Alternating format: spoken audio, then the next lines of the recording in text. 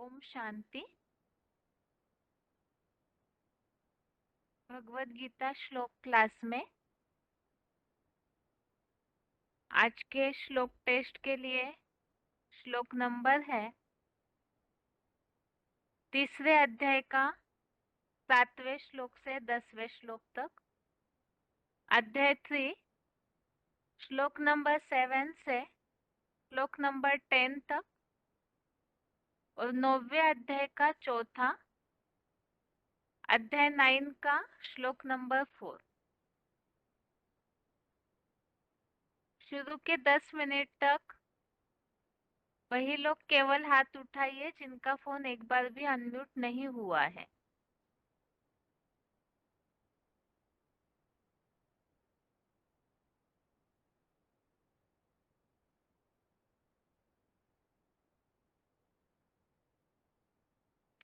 Test के लिए पहला प्रश्न है,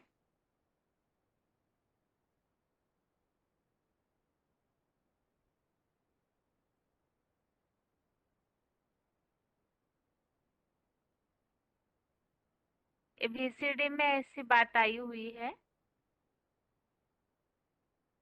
बच्चों को टाइम वेस्ट नहीं करना चाहिए, शरीर निर्वाह के लिए भले कमाओ, वो भी कमाई है शरीर के लिए और ये कमाई है आत्मा के लिए। तो इस बात के लिए लागू होने वाला पॉइंट बताना है।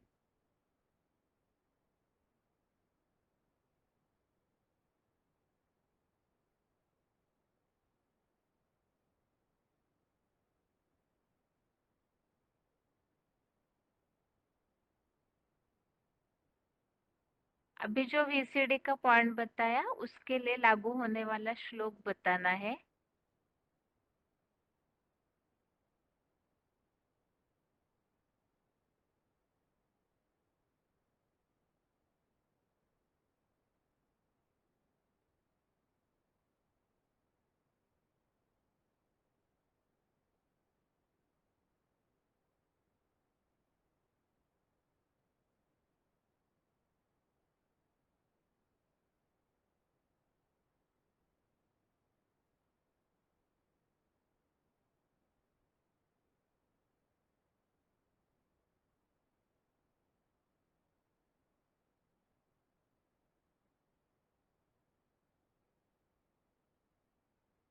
जिनका फोन एक आध बार अनम्यूट हुआ है वो लोग भी हाथ उठा सकते हैं।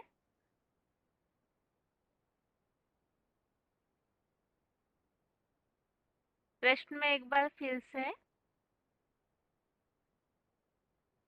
वीसीडी में बात आई है कि बच्चों को टाइम वेस्ट बिल्कुल नहीं करना चाहिए, शरीर निर्वाह के लिए भले कमाओ, वो भी कमाई है और वो कमाई शरीर के लिए है और ये कमाई आत्मा के लिए है।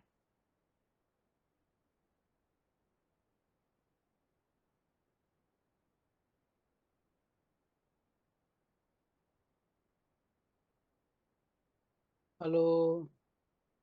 हाँ जी। ओम शांति। रोल नंबर ओम शांति बहन जी।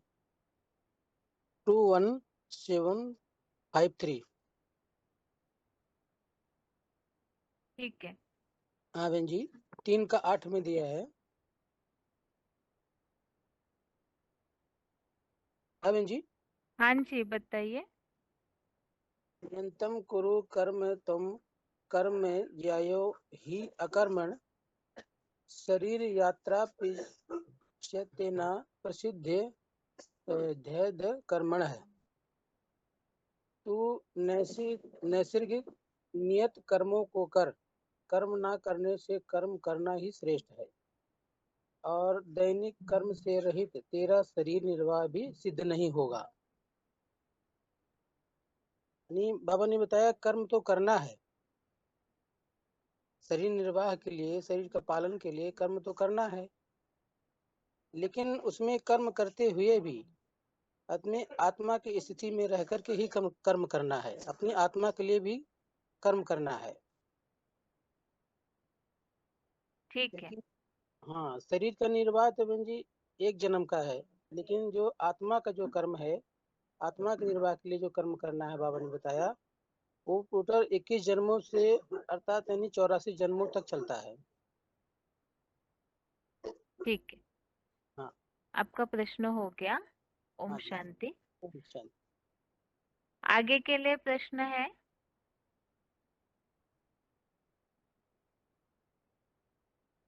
इसके पहले के श्लोकों में हमने उल्लेख देखा है कि इंद्रियों से तो बरबस ही सबको कर्म करने पड़ते हैं, क्योंकि प्रकृति के गुणों से सब प्रसारित होते हैं। तो कर्म तो करने हैं, लेकिन खास बात कर्म करते समय कौन सी शर्त बताई है?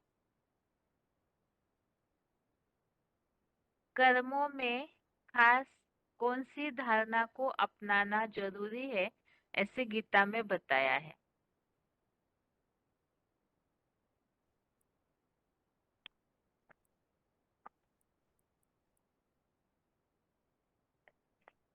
फोन अनम्यूट हुआ है किसी का?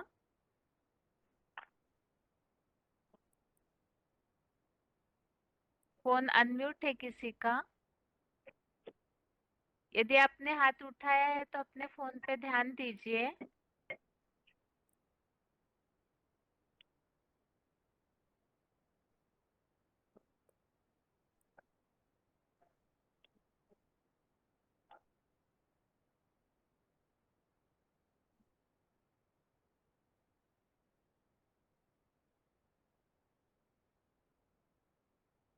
फोन अनम्यूट है किसी और का? ओम शांति। Number roll two number? Seven 2705। हाँ जी। एक कर्म तो करना है, पर जिस कर्म करते हैं ना उसी पर अनासक्त होकर के कर्म करना। श्लोक नंबर? 7 दीदी, तीसरा देखो 7। श्लोक बताइए और अर्थ भी बताइए। यह तु इंद्रियाणि मनसा नियम्य आवर्ते अर्जुन कर्म इंद्रियैः कर्मयोगम असक्तः सह विशेष्यते। अंद्र इसका मतलब है अर्जुन, जो मन को स्थिर करके इंद्रियों से नियमित हुआ कर्म तो करना है, अनासक्त होकर के कर्मेंद्रियों से कर्म का आचरण करना है, यही मान्य है, मतलब यही विशेष है कि ठीक है, इसमें इंद्रियों के लिए क्या बात बताई है? इंद्रियों से कर्म कैसे करना है बताया है?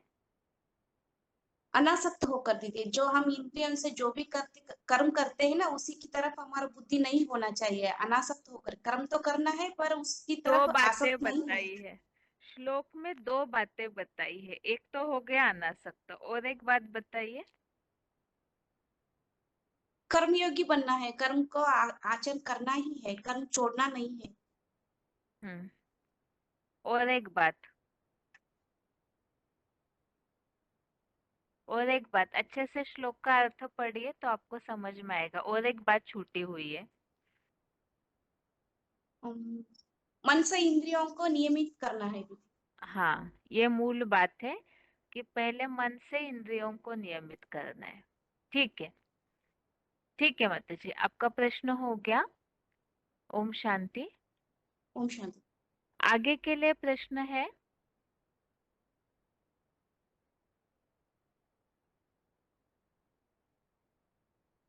जो मुरलियों में बात आती है, करो सेवा तो मिले मेवा। अर्थात ये संगम युग में यज्ञ सेवा करते ही अतीन्द्रिय सुख का मेवा मिलता है। इस पॉइंट के लिए लागू होने वाला श्लोक बताइए।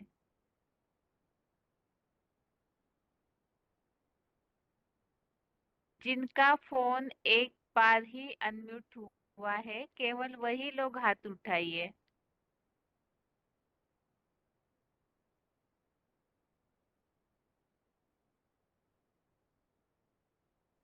ओम शांति दीदी। ओम शांति। Roll number? 16468।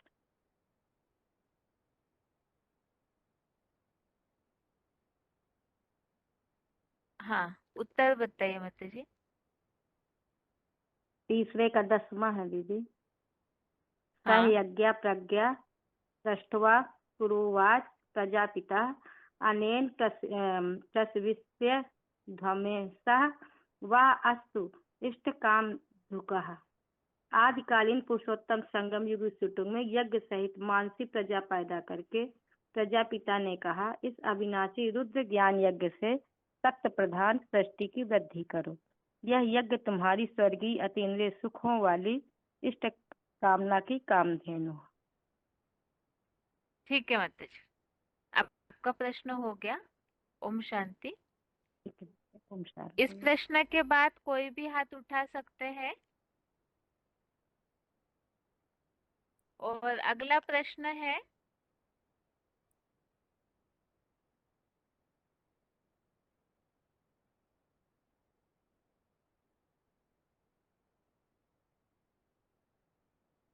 सृष्टि रूपी वृक्ष के लिए दूसरा शब्द क्या आया है श्लोक में?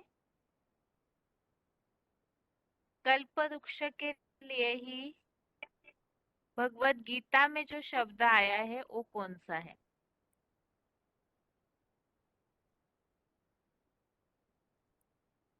कल्प वृक्ष के लिए भगवत गीता में आया हुआ दूसरा शब्द।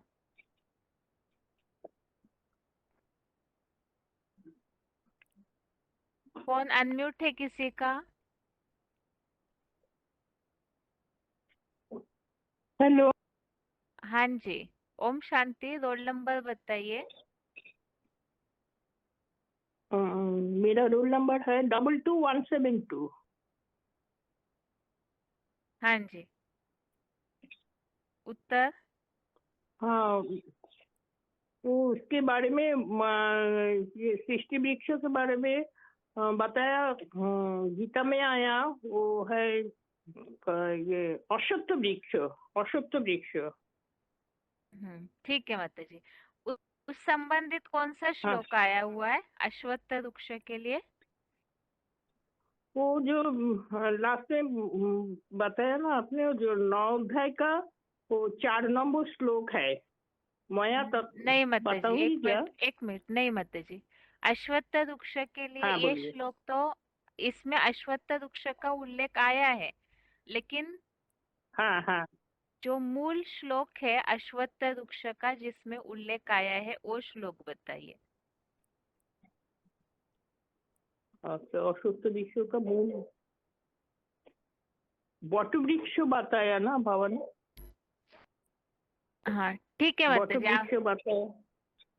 चलिए ठीक है माता जी, आप जो श्लोक बता रहे थे उसी को बता दीजिए। तो 9 अध्याय 4 नंबर श्लोक। मया ततम इदम सर्वम जगत अव्यक्त मूर्ति न मत्स्थानि सर्वभूतानि न च अहं तेषु अवस्थितः। ये बताया। तो अव्यक्त स्थिति के बारे में बाबा ने बोला है, जो लिंग मूर्ति है बाबा का, जो लिंग मूर्ति है, सॉरी, वो जो शंकर है ना, वो शंकर जो पुरुषार्थी है, वो जब तक पुरुषार्थी है तब तक वो व्यक्त है, नहीं तो वो जब संपन्न हो जाता है, पुरुषार्थी बाप समान बन जाता है, तब वो अव्यक्त कहा जाता है। लेकिन शिवलिंग जो है वो तो अव्यक्त कैसे, वो तो दिखाई देता है।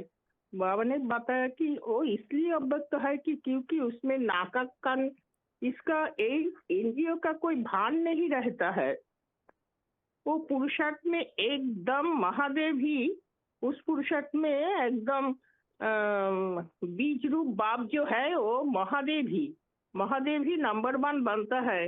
तो ये सारा संसार उसी से ही निकलता है और फिर अंत में उसी में ही समा जाते हैं। और वो जो बताया बाबा ने, मस्तानी सर्वभूतानी न च अहम तेषु अवस्थितो, अर्थात कोई झाड़ में बीज में ही सब फूल फल टाल टलिया इत्यादि वो बीज में ही सुप्त भावे रहता है। लेकिन बीज से जब निकलता है, विस्तार को पाता है बीज, तो विस्तार को पाता है तो बहुत बड़ा झाड़ होता है, लेकिन उस फल फूल में बीज नहीं रहता है। इसलिए बाबा ने बताया कि ये बीज सभी में स्थित है, लेकिन फल सब में बीज नहीं रहता है। और इस श्लोक में आया कि ये जो गीता में आया, नाहं केशु ते मई, ऐसा श्लोक आया। और ये आया, और बाबा ने बताया कि बीज बाप, जो बीज है, बीज बाप मनुष्य सृष्टि का जो बीज बाप है, वो सृष्टि रूपी रंगमंच पर वो अविनाशी है, वो ऑलराउंड पार्टधारी है। सब प्रलय काल में जब सब एकदम लीन हो जाता है, माने कुछ नहीं रहता है, जड़ जंगम, तो उसी में जिसमें सारा संसार समा जाता है प्रलय काल में, तो सिर्फ वो अशुद्ध वृक्ष का बीज ही रहता है। हाँ, और अश्वत्थ वृक्ष मतलब बाबा ने समझा है, अश्वत्थ, अश्व माने मन रूपी घोड़ा, था माने जहाँ स्थिर हो जाए। तो माने मतलब जो चंचल मन जो है वो कभी स्वर्ग नहीं बना सकते। जो स्थिर मन वाला है, जो आत्मिक स्थिति, आत्मिक बिंदु में स्थिर करते हैं मन को, तो वही स्वर्ग बना सकता है। तो उस पुरुषार्थ में नंबर 1 वो महादेव ही बनता है। इसलिए महादेव बनता है, इसलिए बाबा ने बताया कि बाबा वो कौन है, वो राम बाप है। तो बाबा कहते हैं कि बीज बाप को कहा जाता है, राम बाप को कहा जाता है, ऐसा। और है कि ये अशुद्ध सृष्टि वृक्ष अनादि है, माने उसका आदि भी नहीं है और उसका अंत है। बोलिए। हाँ ठीक है माता जी, और आगे लोगों को भी पूछना है ना, ठीक है? निश्चय जरूर हाँ। बहन जी, सॉरी। हाँ ठीक है। हाँ ठीक ओके। है, ओम शांति। हाँ ओम शांति। हाँ आगे के लिए प्रश्न है?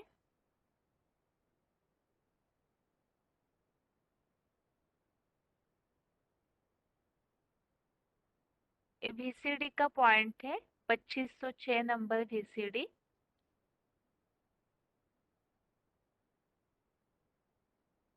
सब धंधों में है नुकसान सिवाय एक ईश्वरीय धंधे के, क्योंकि बाकी जो भी दुनिया के धंधे हैं वो सब खलास होने वाले हैं। तो इस संबंधित लागू होने वाला श्लोक बताना है। सब धंधों में है नुकसान सिवाय एक ईश्वरीय धंधे के, क्योंकि आगे तो सब धंधे। हाँ जी, ओम शांति। रोल नंबर बताइए, रोल नंबर बताइए। हाँ जी, रोल नंबर बताइए।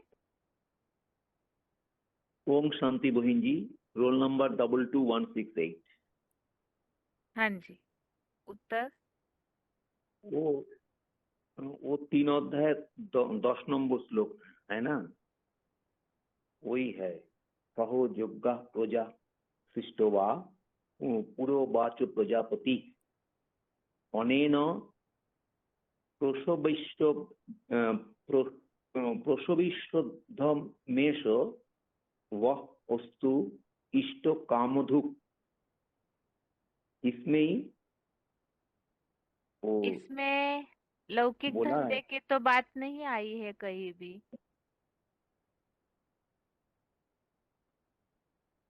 इस श्लोक में लौकिक धंधे नुकसान वाले हैं ऐसी कोई बात नहीं आई है। इसमें केवल ईश्वरीय सेवा की बात आई। तो ऐसा श्लोक देखिए जिसमें लौकिक कर्म बंधन, लौकिक धंधा धोरी ऐसे कोई उल्लेख आया हो, नरक की दुनिया का उल्लेख आया हो, ऐसा कोई श्लोक है आज के टेस्ट में?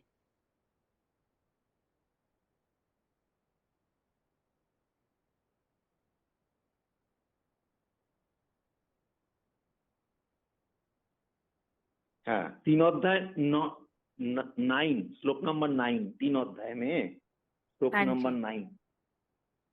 हाँ जी बताइए। तो 3 अध्याय का श्लोक नंबर 9 उसमें दिया हुआ है, ये क्या योगार्थात् कर्मण अन्यत्र लोक अयम कर्म बंधन तदर्थ कर्म कौन्तेय मुक्त संग समाचार। तो इसमें जो दिया हुआ है, ये रुद्रज्ञान योग्य के सिवा दूसरा किसी भी कर्म से यह नरक लोग कर्म बंधन में ही जाते हैं। इसीलिए भगवान अर्जुन को कहा ये दैहिक आसक्ति छोड़ के, अर्थात डिटैचमेंट होके, दैहिक आसक्ति छोड़ के उस अविनाशी रुद्र ज्ञान योग्य अर्थ कर्म कर। अर्थात मुद्दाजी भव होने के लिए शिव बाबा ने कहा अर्जुन को मनमना भव और मुद्दाजी भव। यही हाँ बात जी, है 3 अध्याय 9। हाँ जी, ठीक है। आपका प्रश्न हो गया। ओम शांति। ओम शांति। आगे के लिए प्रश्न है,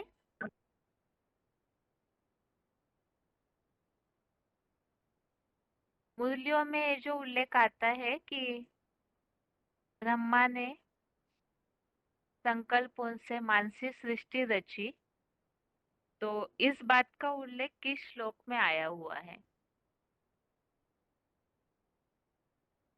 मानसिक सृष्टि की रचना का उल्लेख किस श्लोक में आया है?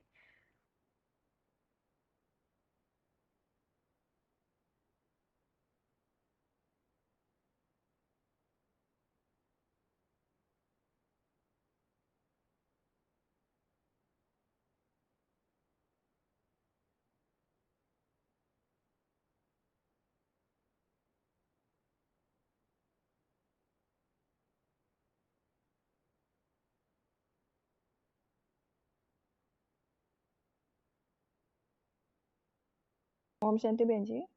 ओम शांति। Roll number 19917। हाँ जी।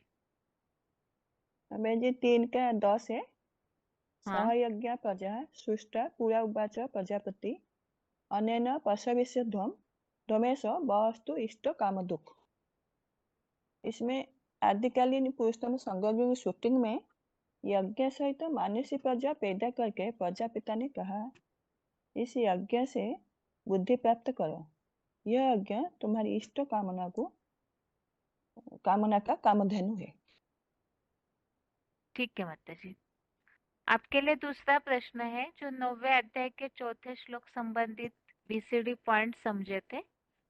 यदि आपको जी याद है तो कोई एक पॉइंट बताइए। नहीं बहन जी याद नहीं। अच्छा, ठीक है माता जी। आपका प्रश्न हो गया। ओम शांति। ओम शांति आगे बहन के लिए प्रश्न है, यज्ञ सेवा करने में खास शर्त कौन सी बताई है?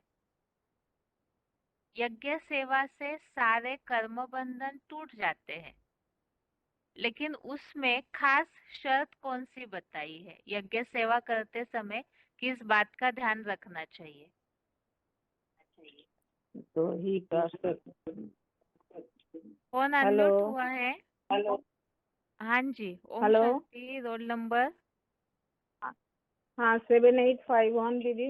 हाँ जी, उत्तर बताइए। हाँ वो जो दैहिक आसक्ति छोड़ अविनाशी रुद्र ज्ञान योग्य अर्थ कर्म कर। ठीक है माता जी, श्लोक बताइए। श्लोक है योग्यार्थ कर्मणो अन्यत्र लोको अयं कर्म बंधन तदर्थ कर्म कौन्तेय मुक्त संग समाचार। व्याख्या करो दीदी। हाँ बताइए। व्याख्या बताओ। हाँ हाँ रुद्र जी, ज्ञान योग्य के सिवा दूसरे किसी कर्मों से ये नरक लोक कर्म बंधन है। हे अर्जुन दैहिक आसक्ति छोड़ उस अविनाशी रुद्र ज्ञान योग्य अर्थ कर्म कर। ठीक है माता जी। ओम शांति। आगे ओम के लिए आगे के लिए प्रश्न है, 9वें अध्याय के 4थे श्लोक संबंधित पॉइंट्स बताने हैं। 9वें अध्याय के 4थे श्लोक संबंधित जो बीसीडी पॉइंट्स हमने समझे हैं वो बताने हैं।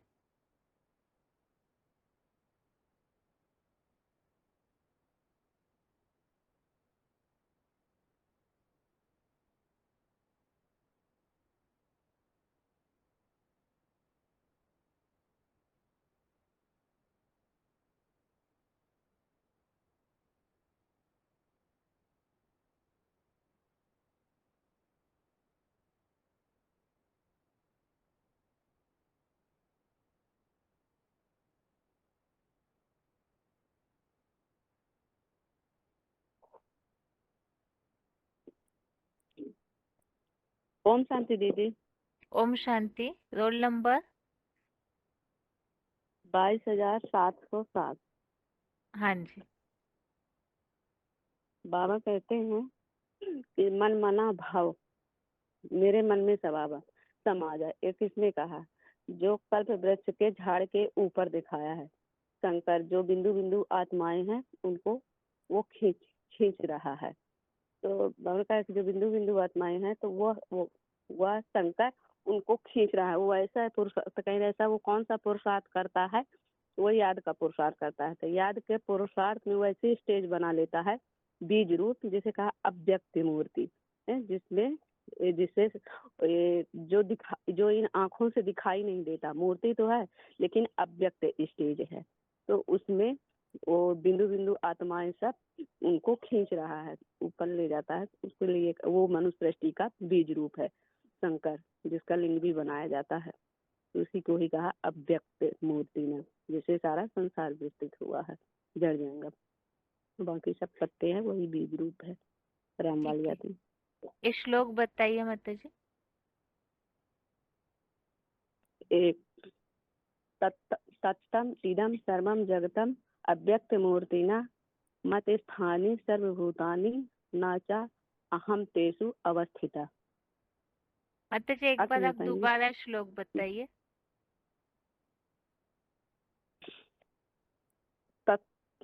हाँ, आगे तक के गया।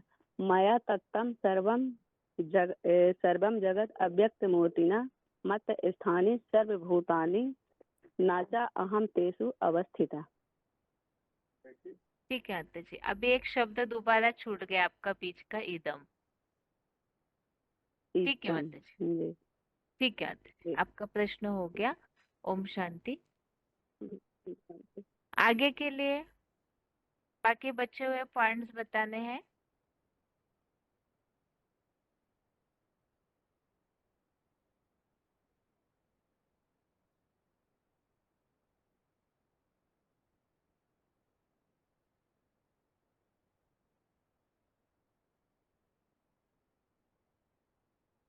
ये जो उल्लेख आया है श्लोक में कि सभी बीज में स्थित है किंतु मैं शिव उनमें सर्वव्यापी नहीं हूँ। सारा प्राणी समुदाय बीज में स्थित है किंतु मैं शिव उनमें सर्वव्यापी नहीं हूँ। इस संबंधित जो पॉइंट्स वीसीडी का हमने सुना वो पॉइंट बताना है।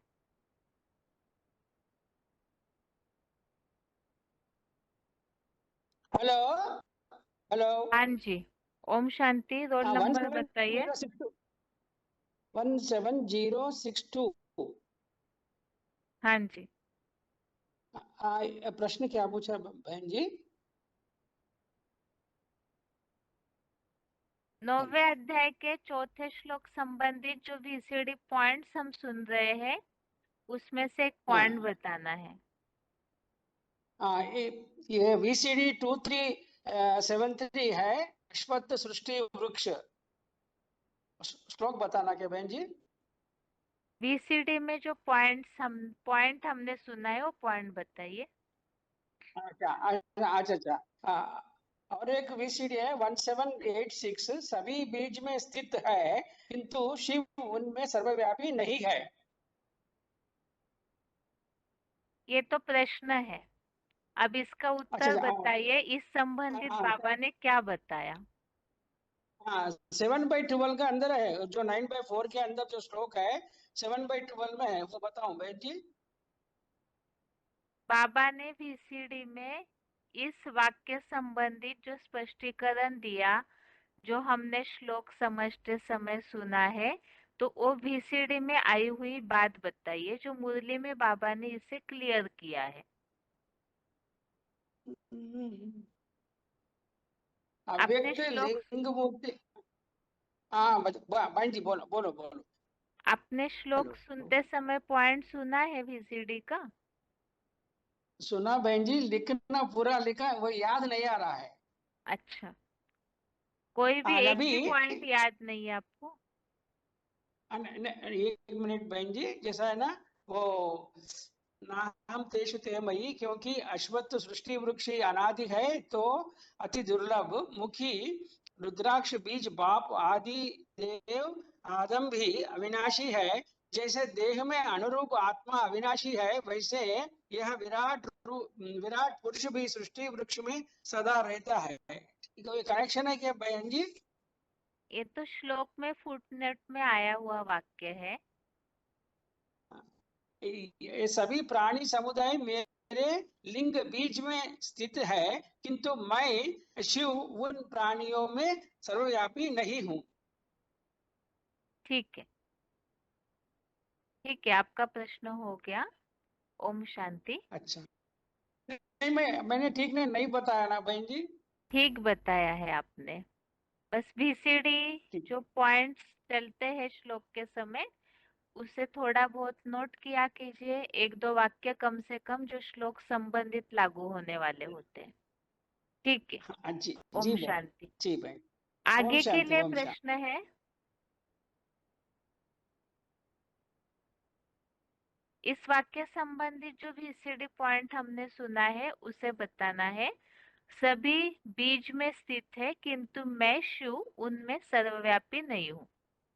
इस संबंधित काफी बार पॉइंट हमने समझा है VCD का, कि बीज में सारा वृक्ष समाया हुआ है, लेकिन भगवान उन सब पत्तों में व्यापी नहीं है। इस संबंधित जो इस बार हमने पॉइंट सुना वो बताइए।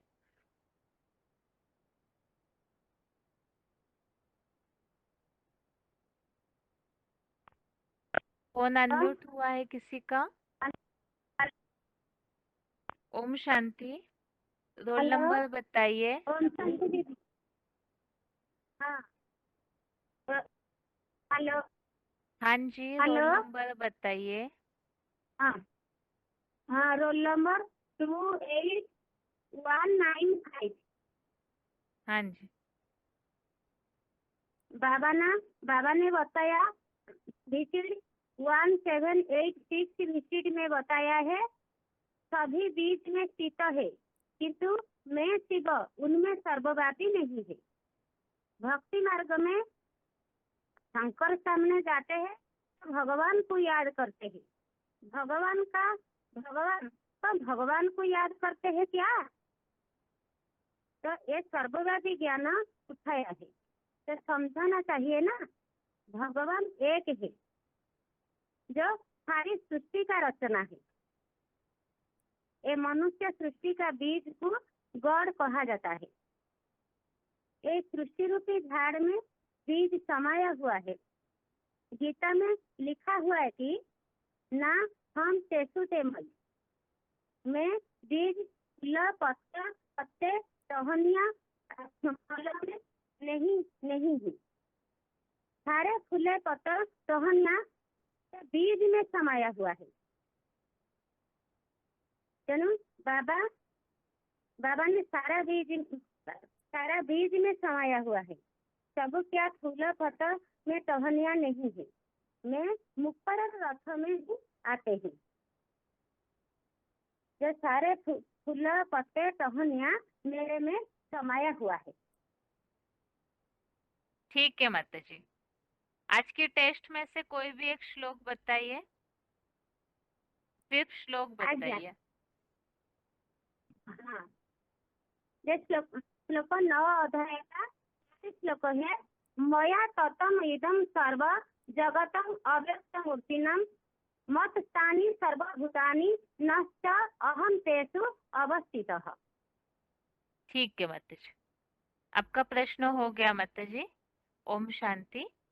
ओम शांति जी। आगे ओम के शांति। लिए प्रश्न है, अश्वत्थ सृष्टि वृक्ष अनादि है या अश्वत्थ वृक्ष के बारे में जो क्लैरिफिकेशन हमने समझा है उसे बताना है। अश्वत्थ वृक्ष किसे बताया है? ये जड़ वृक्ष की बात है या किसी व्यक्ति विशेष के लिए बताई है ये बात, और किस तरह से लागू होता है, वो पॉइंट में ये बात आई है, वो पॉइंट बताइए। हेलो। हाँ जी। हेलो। ओम शांति। Roll number. ओम शांति। 23676। हाँ जी। BCD number 363615। हाँ। अस्वस्थ वृक्ष पुष्टि वृक्ष अनंदी है, जो झाड़ आदि अंत नहीं है। ये झाड़ अति आदि अंत मध्य के बाद है, और जो मनुष्य सृष्टि का झाड़ है वही शंकर है, मनुष्य सृष्टि का बीज है। ठीक है माता जी। और आज के हाँ बताइए, हाँ बोलिए, बताइए आगे श्लोक बताइए। एक बताएंगे। हाँ बताइए, सिर्फ नौ श्लोक, अध्याय अर्थ नहीं 4। बताइए। मया तत् इदं सर्व जगत अव्यक्त मूर्तिनां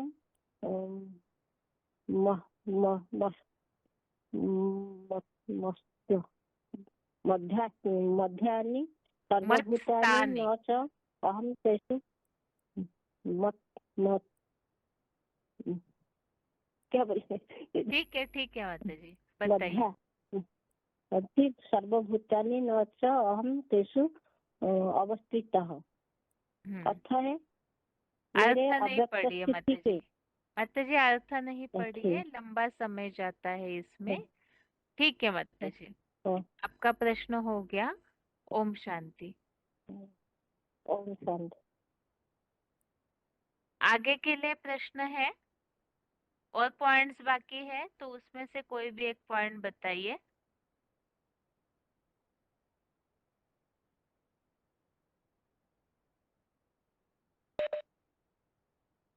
फोन अनम्यूट है।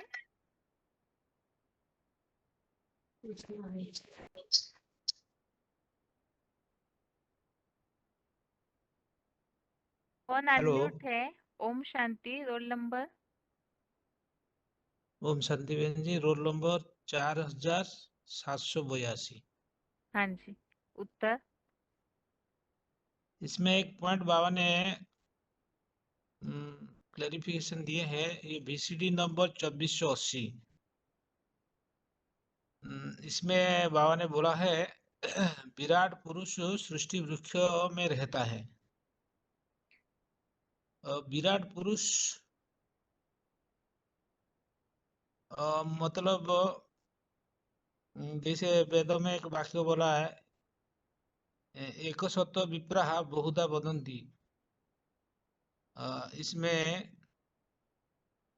और यह अर्थ है कि एक सत्य है, लेकिन अनेक नाम से शास्त्र में नाम रूप से दिखाए हैं। वो एक महान पुरुष को, विराट पुरुष को, वो सृष्टि, मनुष्य सृष्टि वृक्षों का वो बीज है, वो विराट पुरुष है, जिसके लिए मुरली में मुरली पॉइंट बोला है, राम बाप को कहा जाता है। और वो बीज है, सृष्टि वृक्ष का, मनुष्य सृष्टि का बीज है। और इसमें बोला है बाबा ने कि जब सृष्टि का प्रलय समय होता है, जो एक विराट पुरुष, जो एक सच्चा ब्राह्मण होता है, वही चोटी का ब्राह्मण है, वही अंत तक प्रलय में भी वही इसी सृष्टि रूपी रंगमंच पर व सृष्टि रूपी वृक्ष में ही सदा रहता है। लेकिन बाकी सब पाप की जो पंख है उसमें ही सब डूब जाते हैं। एक सच्चा पुरुष ही वही टिकता है सृष्टि पर। इसके लिए ये बीसीडी 2480 में बाबा ने क्लेरिफाई किए हैं।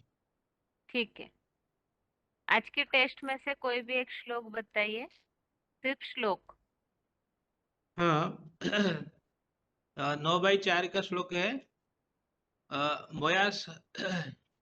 मया ततम इदम सर्वम जगत्मूर्तिना मस्थानि सर्वभूतानि न च हम तेषु अवस्थित। अर्थ समझा होगा? नहीं, अर्थ नहीं, समय जाता है। ठीक है, ठीक। आपका प्रश्न हो गया। ओम शांति। अच्छा। आगे के लिए प्रश्न है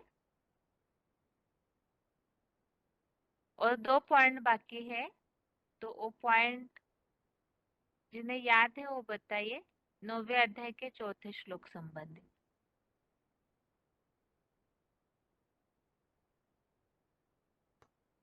फोन अनम्यूट हुआ है किसी का?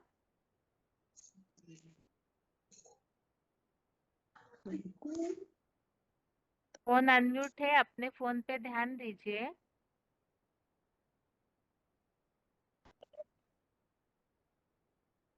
हेलो। हाँ जी, ओम शांति। Roll number? 21265। हाँ जी। है दी। बाबा ने बताया है सदा कायम इस सृष्टि में कोई नहीं, एक अविनाशी वो बीज ही है जिसमें सारा जड़ जंगम जगत समाया हुआ है। और आगे का और क्या है? 229 का दिखा दी। जिससे सारा वृक्ष विस्तृत है। इस तरह से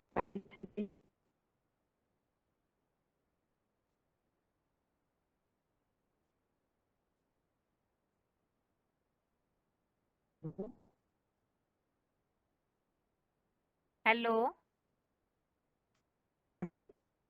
माता जी, कहीं खिड़की की तरफ ऐसे खड़े रहिए, आपके फोन में आवाज कट हो रही है ज्यादा।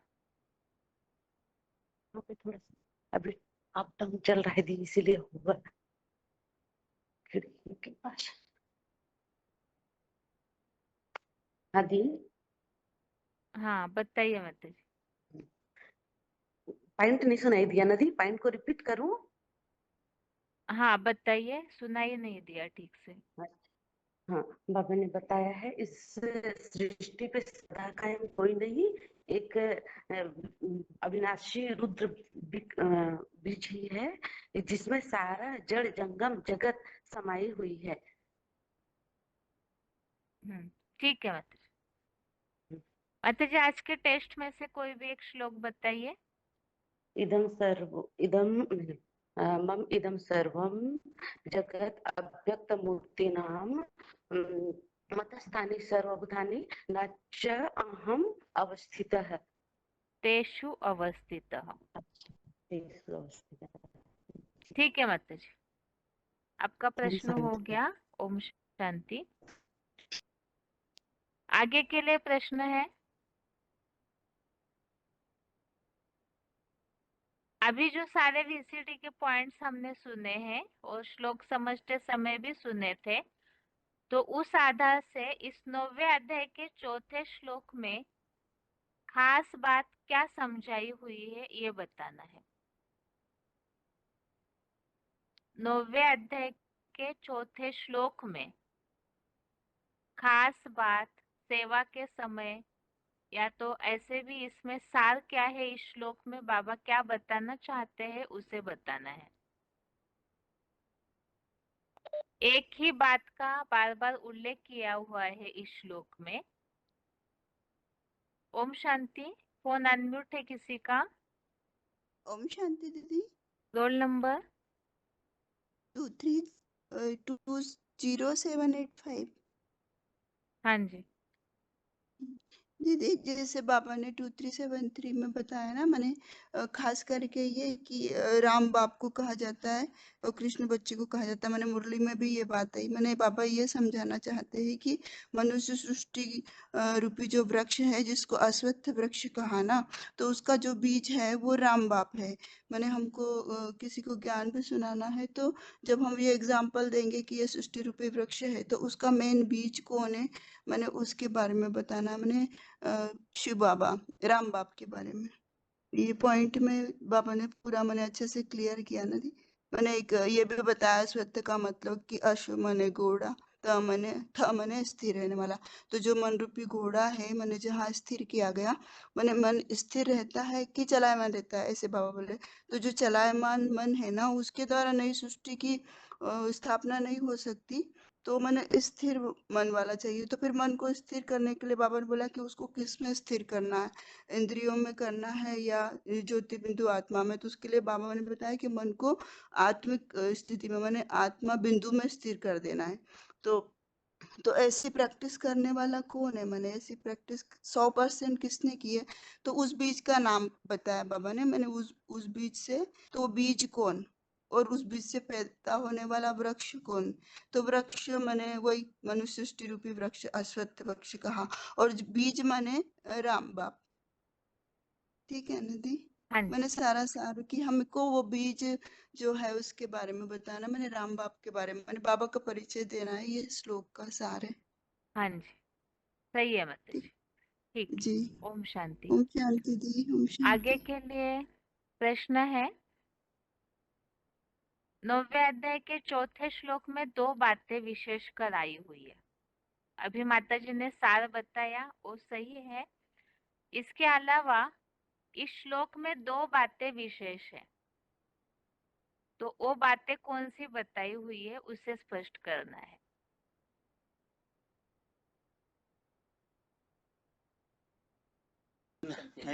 हेलो ओम शांति। हेलो रोल नंबर बताइए। 3028। हाँ जी। हाँ, इसमें इस श्लोक में ये बात बताई है कि जो निराकार है वो अलग है, और साकार जो है मनुष्य सृष्टि का बीज रूप के रूप में दिखाया उनको, और वो सर्वव्यापी नहीं है। ये 7 के 12 में बताया ना, नाम तेषु ते मई, कि वो जो मनुष्य सृष्टि का बीज रूप बाप है, वो मनुष्य सृष्टि में रहता है सदा काल के लिए, लेकिन शिव जो है उनमें सदा काल के लिए नहीं रहता है, खाली पुरुषोत्तम संगम में आकर के उनके द्वारा सृष्टि के जो रचना है वो करके वापस परम धाम चले जाते हैं। तो ये बात हम समझा सकते हैं कि गीता में निराकार शिव जो है वो मेन करता है, और उसका जो आधार रूप बनते हैं शंकर वाली आत्मा या राम वाली आत्मा, उसके द्वारा ही ये सारा सृष्टि का कारोबार वो चलाते हैं। ठीक है। ठीक है, हाँ बाकी जी। यहाँ थोड़ा सा आपके समझाने में थोड़ी सी गलतफहमी है। बात तो पूरी हाँ सही बताई, एक जगह सिर्फ ये है कि यहाँ खास बात है कि ये जो कल्प वृक्ष है, मनुष्य सृष्टि रूपी वृक्ष, उसके लिए हाँ यहाँ बताया कि मेरी अव्यक्त मूर्ति द्वारा यह सारा जगत हाँ हाँ विस्तृत हुआ है। तो यहाँ मुख्य हाँ जी, बात यह है कि इस मनुष्य सृष्टि का बीज साकार है, इसकी तरफ हाँ जी, विशेषकर इंडिकेशन है। और दूसरी इंडिकेशन है। बात कि शिव सर्वव्यापी नहीं है। हाँ जी। ठीक है। हाँ जी, ठीक। आज के ओके। टेस्ट में से कोई भी एक श्लोक बता दीजिए। हाँ जी, 7 का 12 है बहन जी। हाँ जी। मया ततम इदम सर्व जगत अव्यक्त मूर्तिना मतलब स्थानी सर्वभूतानि नाम तेषु ते मई। अच्छा, मेरे अति सूक्ष्म होने से प्रकट न होने वाले निराकारी ज्योति बिंदु विस्तरित लिंग मूर्ति के द्वारा ये सारा जगत सूक्ष्म बीज से वृक्ष के भांति विस्तृत हुआ है। अतः सभी प्राणी मुझ अव्यक्त बीज रूप में स्थित है, किंतु मैं उनमें स्थित नहीं हूँ, अर्थात सर्वव्यापी नहीं हूँ। ठीक है, अपने श्लोक नंबर सही नहीं हाँ, गलत बताया। बताया, हाँ जी। गलत बताया। ठीक है, 9वें का चौथा आपने श्लोक बताया है। ठीक है। हाँ जी। ओम शांति। अच्छा, आगे के लिए प्रश्न है, आगे के लिए प्रश्न है, यज्ञ सेवा का महत्व क्या है?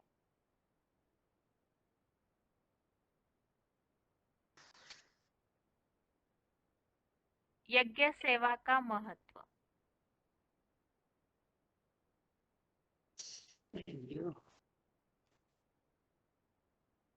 फोन अनम्यूट हुआ है। ओम शांति। रोल नंबर बताइए।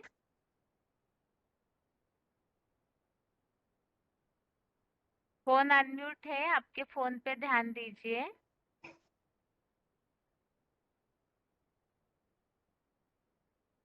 फोन अनम्यूट है, फोन पे ध्यान दीजिए।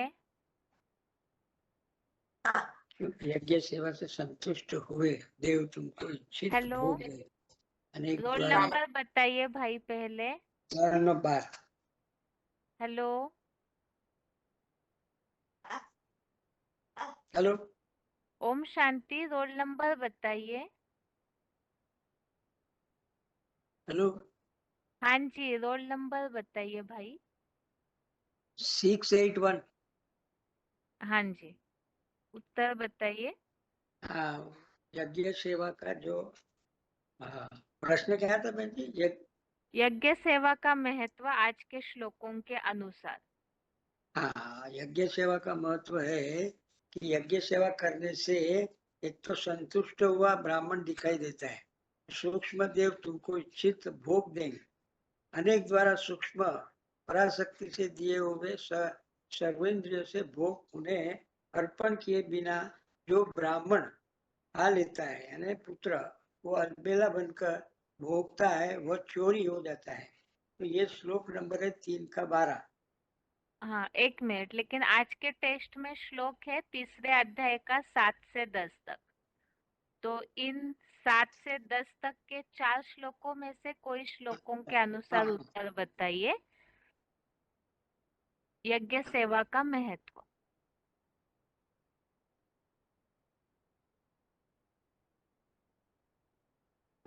श्लोक नंबर 10 है।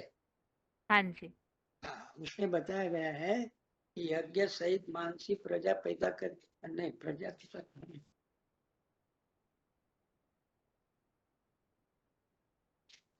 वो श्लोक है 3 का 10 है।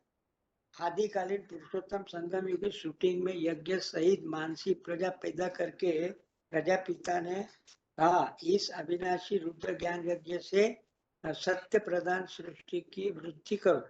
यह यज्ञ तुम्हारी स्वर्गीय अतीन्द्रिय सुख वाली इस इष्ट कामना की कामधेनु यानी कामनाएं पूरी कर देता है। हाँ जी, श्लोक बताइए। श्लोक है सह यज्ञाः प्रजाः सृष्ट्वा पुरोवाच प्रजापतिः अनेन प्रशिविष्य ध्वमेशः वह अस्तु इष्ट काम धुका। हाँ जी, ठीक है, आपका प्रश्न हो गया। ओम शांति। ओम शांति। इस श्लोक के अलावा और कोई श्लोक में यज्ञ सेवा का महत्व है क्या? यदि है तो श्लोक और उसमें आया हुआ उल्लेख बताइए। 10वें श्लोक के अलावा और किस श्लोक में यज्ञ सेवा का महत्व बताया है?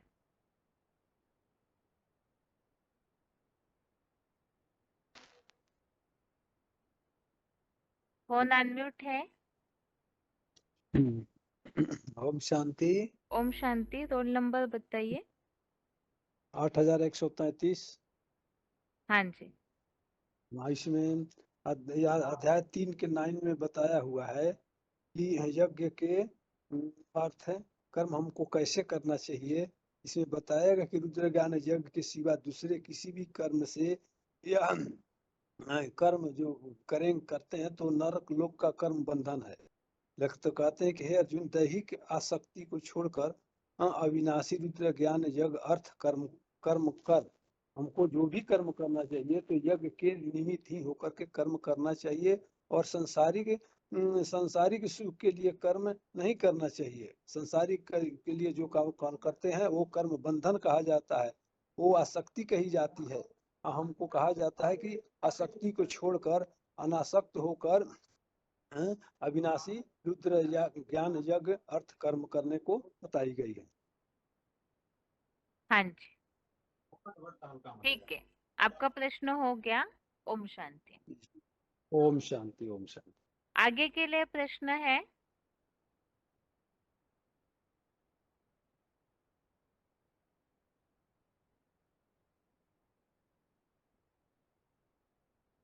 जो यज्ञ सेवा करते हैं अर्थात अतीन्द्रिय सुख की प्राप्ति हो, ऐसे जो ब्राह्मण है उनके लिए प्रजापति ने खास आदेश क्या दिया है?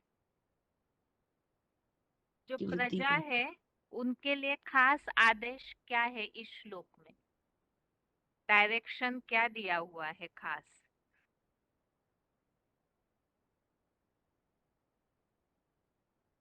फोन अनम्यूट है किसी का? अपने फोन पे ध्यान दीजिए। ओम शांति दीदी। ओम शांति। Roll number? नंबर है 10089। हाँ जी, ये 3 का 10 नंबर श्लोक है दीदी। इसमें बोला ना कि मानसी प्रजा पैदा करके प्रजापिता ने कहा इस अविनाशी रुद्र ज्ञान यज्ञ से सत्व प्रधान सृष्टि की वृद्धि करो, मना ईश्वर सेवा करो। जैसे बाप का धंधा सो बच्चों का धंधा। ज्ञान जब हम किसी को ज्ञान सुनाते हैं तो वो बाप के बच्चे बनता है, मतलब इस यज्ञ की वृद्धि होती है। सत्व प्रधान सृष्टि की वृद्धि करो, ये यज्ञ तुम्हारी स्वर्गीय अतीन्द्रिय सुखों वाली इष्ट कामना की कामधेनु हो। ठीक है, श्लोक बताइए। हाँ, स यज्ञ प्रजा सृष्ट्वा पुरोवाच प्रजापति अनेन प्रस्विधश्वमेध्य। ये बोलना नहीं आ रहा दीदी मुझे। अनेन प्रसविष्यध्वमेश। प्रसविष्यध्वम व ध्वमेश। अस्तु ध्वमेश व अस्तु इष्ट कामाक धूक। कामधुक। ठीक है, आपका प्रश्न हो गया। ओम शांति। आज का क्लास का टाइम पूरा होने जा रहा है, इसीलिए आज के टेस्ट में पूछे हुए प्रश्नों के उत्तर। सबसे पहले 9वें अध्याय का 4था श्लोक। इस श्लोक संबंधित जैसे लास्ट में प्रश्न पूछे थे, एक तो इस श्लोक में खास किन 2 बातों पर पॉइंट बताया हुआ है। तो इसमें एक तो है मेरी अव्यक्त मूर्ति द्वारा यह जगत विस्तृत हुआ है। जब ये इतना बड़ा मनुष्य सृष्टि का वृक्ष फैला हुआ है तो इसकी शुरुआत कहीं ना कहीं से हुई होगी। इस बात को इस श्लोक से स्पष्ट कर सकते हैं। ये एक अच्छा प्रूफ है बाप के परिचय देने के लिए कि इस सृष्टि का आदि कौन है, जिसे सब दुनिया वाले भी मानते हैं, आदम आदिनाथ आदिदेव। तो उनके द्वारा ये सृष्टि विस्तृत हुई है, तो उस संबंधित किस तरह विस्तार को पाई है सृष्टि, उस संबंधित एक अच्छा श्लोक है बताने के लिए। और दूसरी बात, इस श्लोक में ये बात भी स्पष्ट की है कि भगवान सर्वव्यापी नहीं है।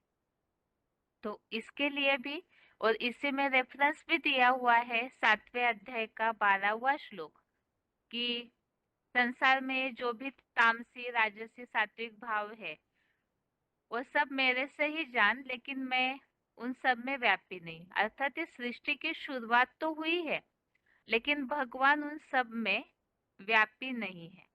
तो इस संबंधित पॉइंट भी हमने समझा कि बीज में तो टालियां, पत्ते, फल, फूल सब समाये हुए रहते हैं, क्योंकि बीज में वो सारे तत्व है, तभी तो वृक्ष बन रहा है। लेकिन बीज उन सब पत्तों में, टालियों में व्यापी है, ऐसे नहीं कह सकते हैं। दूसरी बात, इस श्लोक में फुटनोट में जो बातें आई हुई है, एक तो अश्वत्थ सृष्टि वृक्ष, दूसरा एक मुखी रुद्राक्ष, तीसरा यही मनुष्य सृष्टि का बीज बाप आदिदेव आदम, वो अविनाशी है। तो ये अव्यक्त मूर्ति के द्वारा ये संसार विस्तार को पाया है, अर्थात तो बीज है इस सृष्टि का। और जैसे दुनिया में जो भी वृक्ष है उनके बीज अविनाशी होते हैं, इसी तरह से ये बीज बाप भी अविनाशी है। और यहाँ जो पॉइंट आया है, आगे ही जो वाक्य है फुटनोट में, जैसे देह में अनुरूप आत्मा अविनाशी, इसी तरह से ये जो विराट सृष्टि रूपी वृक्ष है, इसमें ये विराट पुरुष भी सदा कायम रहता है। और इस संबंधित जो पॉइंट में बात उल्लेख हमने देखा VCD 2480 में, जो ये बात बताई है कि महाविनाश के समय में एक एवरेस्ट चोटी ही बचती है, जिसके लिए वो जो उल्लेख आता है हिमगिरी के उत्तुंग शिखर पर, तो वो विराट पुरुष एक ही वो एवरेस्ट चोटी ही बचती है, बाकी सारी दुनिया विनाश के गर्भ में समा जाती है। तो इसमें उस खास जो बीज रूप बाप है, जिसने अपने मन को, जो अश्वत्थ सृष्टि वृक्ष का क्लैरिफिकेशन वाला पॉइंट है, उसमें जो बात बताई कि उसने अपने मन को पूरी तरह से स्थिर कर लिया, तो उस आधार से वो फिर अविनाशी होता है और उनसे सारी सृष्टि विस्तार को पाती है। तो ये श्लोक बाप का परिचय देने के लिए, सृष्टि की शुरुआत कैसे हुई, एडम आदम कौन है, उस संबंधित पॉइंट्स या प्रूफ बताने के लिए श्लोक महत्वपूर्ण है। अभी आगे तीसरे अध्याय के श्लोक, पहले तो 7वां श्लोक, श्लोक नंबर 7 है। इस संबंधित एक प्रश्न पूछा था, प्रकृति के 3 गुणों के कारण तो बराबर सबको कर्म करने पड़ते हैं। कर्म करना ही है क्योंकि शरीर उसी के लिए मिला हुआ है। तो फिर कर्म करते समय गीता में खास कौन सी बातों का ध्यान देने के लिए बताया है? तो इसमें ये 7वां श्लोक जो है, इसमें ये उल्लेख है, एक तो स्थिर मन से इंद्रिया नियमित करके अनासक्त हुआ कर्मेंद्रियों से कर्मयोग का आचरण करता है, वह विशेष मान्य है। तो इसमें खास बात है, एक तो मन से इंद्रियों को नियमित करना, दूसरी बात अनासक्त अर्थात बेलगाव, डिटैच होकर के हर कर्म करना, अर्थात कोई भी कर्म करते हैं तो ज्यादातर हम उसमें आसक्त हो जाते हैं, मनुष्यों की आदत है कि उसी में ही लग जाते हैं। तो इसीलिए अनासक्त होना, और तीसरी बात कर्म योग का आचरण करना। तो कर्म तो करना ही है, लेकिन इन बातों का ध्यान रखने के लिए खास बताया है। आगे 8वां श्लोक, इस श्लोक संबंधित ये पूछा था, एक तो शरीर है तो ये शरीर को चलाने के लिए देह निर्वाह का धंधा तो करना ही है, जो वीसीडी का पॉइंट हमने समझा था।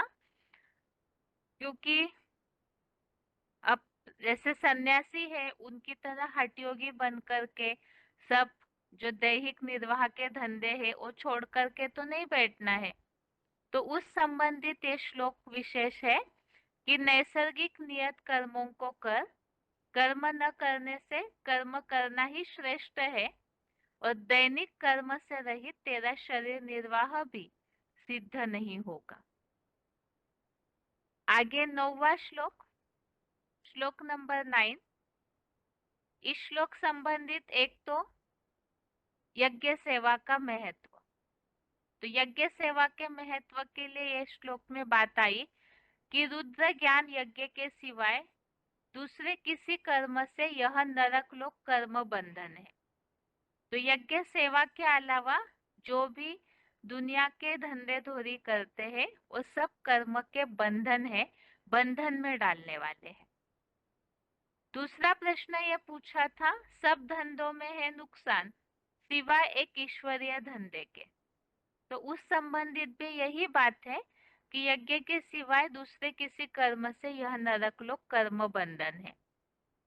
और एक प्रश्न पूछा था, यज्ञ सेवा करनी है लेकिन उसमें खास शर्त क्या है? तो दैहिक आसक्ति छोड़ अविनाशी रुद्र ज्ञान यज्ञ अर्थ कर्म कर। इसमें श्लोक समझते समय हमने कुछ वीसीडी के पॉइंट समझे थे, जिसमें इस प्रकार बाबा ने बताया था कि यज्ञ सेवा तो करते हैं, लेकिन कई बार सेवा की तो उस समय अपने देह की सुख सुविधाएं जरूर देखते हैं कि सेवा की तो सेवा के लिए पर्याप्त अच्छे साधन होने चाहिए। सेवा की तो उसके बाद तुरंत उसका रिजल्ट या तो महिमा के रूप में, या तो साधनों के रूप में, या तो कोई ना कोई प्राप्ति चाहते हैं। तो इस संबंधित बाबा ने ये बात बताई थी वीसीडी पॉइंट्स में कि यज्ञ सेवा तो की, लेकिन कोई भी प्रकार की आसक्ति या फल की अपेक्षा नहीं होनी चाहिए। तो दैहिक आसक्ति छोड़कर अविनाशी रुद्र ज्ञान यज्ञ अर्थ कर्म कर, जिससे बाबा ने दधीची का मिसाल दिया है कि दधीची मिसल पूरी तरह हड्डियां भी यज्ञ सेवा में स्वाहा करनी है। और अगला है 10वां श्लोक, श्लोक नंबर 10। इस संबंधित प्रश्न, एक तो ये पॉइंट बताया था अव्यक्तवाणी का, करो सेवा तो मिले मेवा, ईश्वरीय सेवा करने से अतीन्द्रिय सुख का मेवा मिलता है। तो ये इस श्लोक में उल्लेख आया हुआ है कि यह यज्ञ तुम्हारी स्वर्गीय अतीन्द्रिय सुखों वाली इष्ट कामना की कामधेनु हो। और दूसरा प्रश्न ये भी पूछा था यज्ञ सेवा का महत्व, तो जितना यज्ञ की सेवा में लगे रहते हैं तो अतीन्द्रिय सुख की इष्ट कामनाओं की कामधेनु अर्थात तुरंत ही सेवा का मेवा मिलता है।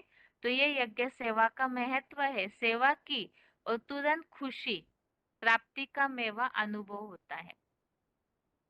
अगला प्रश्न ये पूछा था कि जो यज्ञ स्थापना मानसी संकल्पों से सृष्टि रची गई ब्रह्मा के, तो मानसी सृष्टि रचने के लिए लागू होने वाला श्लोक, यही श्लोक है सहयज्ञ प्रजा सृष्ट्वा पुरोवाच प्रजापति अनेन प्रसविष्य ध्वमेश ओस्तित्वष्ट कामधु।